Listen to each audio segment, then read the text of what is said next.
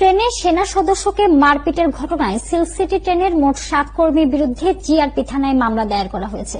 বৃহস্পতিবার বিকেলে সেনাবাহিনীতে কর্মরত ভুক্তভোগী সৈনিক ইসমাইল হোসেন বাদী হয়ে এই মামলা দায়ের করেছেন। মামলায় অজ্ঞাত আরও 7 থেকে 8 জনকে আসামি করা হয়েছে। জিআরপি থানা পুলিশ জানিয়েছে, এই ঘটনায় রাজশাহী রেল স্টেশনে অভিযান চালিয়ে সকালে সিল্ক সিটি ট্রেনের গার্ড সহ মোট 3 জনকে আটক করেছে সেনাবাহিনী। বৃহস্পতিবার সকালে রাজশাহী স্টেশনে অভিযান চালিয়ে তাদেরকে আটক করা হয়। আটককৃতরা হলেন সিল্ক সিটি ট্রেনের পাওয়ার কার অপারেটর মোস্তাফিজুর রহমান, অ্যাটেন্ডেন্ট মোহাম্মদ মুনচেহের আলী এবং এসি অপারেটর মনির হোসেন। তাদের 3 জনকে এই মামলায় গ্রেফতার দেখানো হয়েছে। এছাড়া নাম উল্লেখ করে আসামি করা হয়েছে আরও 4 জনকে। তারা হলেন ক্যারেজ অ্যাটেন্ডেন্ট সাব্বির হোসেন ঝলক, গার্ড আলী আজম, আলামিন আলী, পিএ অপারেটর ইশতিয়াক আহমেদ। মামলার এজাহারে বলা হয়, 12 ফেব্রুয়ারি বুধবার ঢাকায় কর্মরত সেনা সদস্য ইসমাইল হোসেন রাতে সিল্ক সিটি ট্রেনে রাজশাহীতে আসছিলেন।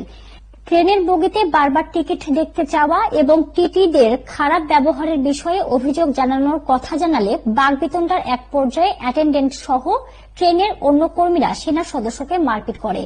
পরে আবারও রাজশাহী স্টেশন এলাকায় তাকে মারধর করা হয়। ট্রেনের নিচে ফেলে মেরে ফেলার হুমকি দেওয়া হয়। এক পর্যায়ে ইসমাইল হোসেন অজ্ঞান হয়ে গেলে স্থানীয়রা তাকে রাজশাহী সেনানিবাসের সিএমএইচ হাসপাতালে ভর্তি করান।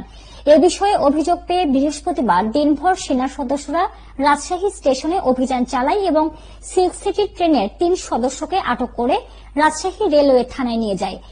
আটক 3 জন ছাড়া বাকি সবাই পলাতক রয়েছে। আটক 3 জনকে এই মামলায় গ্রেফতার দেখিয়ে আদালতে পাঠানো হয়েছে বলে জানান রেলওয়ে জিআরপি থানা পুলিশ।